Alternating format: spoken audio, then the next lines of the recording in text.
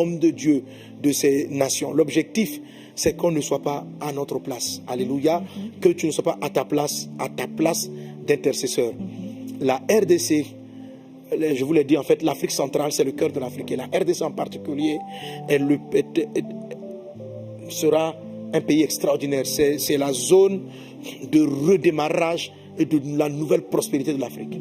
Dieu a suscité, et il y a des gens de la RDC, de grands scientifiques qui sont dans le monde, et qui à un moment donné, ça va se passer dans toute l'Afrique, mais ce côté de la RDC sera particulier.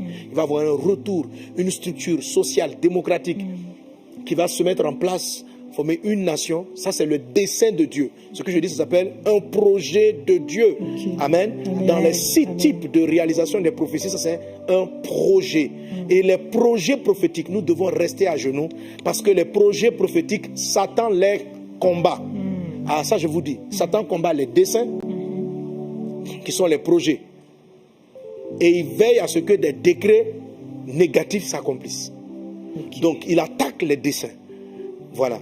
Donc on a dit que Dieu va faire venir le sauveur de l'humanité. C'est un plan de Dieu. Satan a tenté de le tuer. Je vous en supplie, homme de Dieu.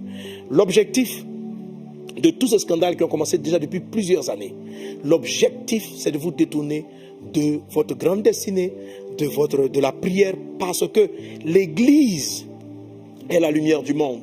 L'Église est le sel de la terre. C'est nous l'Église. Donc, lorsque les hommes de Dieu, l'Église, n'est plus en mode éclairage, la Bible dit, si le sel perd sa saveur, avec quoi la lui rendra-t-on? Il ne sait plus qu'être. C'est-à-dire, le sel n'apporte plus ce qu'il aurait dû apporter à la nation.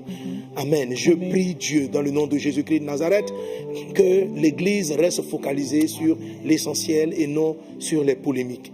Parce qu'il y en a, il y a des polémiques, il y en aura, mais l'objectif de Satan derrière tout ça, c'est de rentrer dans des débats qui ne sont pas l'essentiel. Que les frères et sœurs, les serviteurs de Dieu, l'Église de Jésus en Afrique et dans le monde se lèvent et disent, Seigneur, que ce que tu as annoncé sur cette nation s'accomplisse.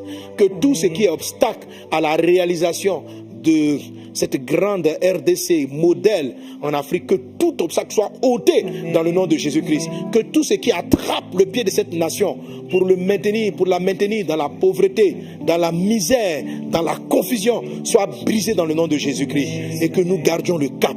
Jésus est en ta main. Où est les dirigeants? Priez pour vos dirigeants. Priez pour vos dirigeants. Priez contre la corruption.